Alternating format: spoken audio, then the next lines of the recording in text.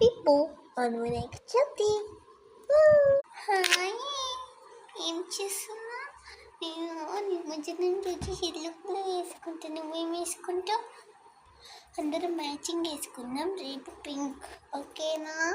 రేపు పోయి పందిరి రెడీ చేయి. మళ్ళా ఇంకా అన్నీ పెద్ద గణేశుడు, లడ్డూలు, ప్రసాదం అంతా ఫుల్. మన దగ్గర ఫుల్ రష్ ఉండాలి, సరేనా?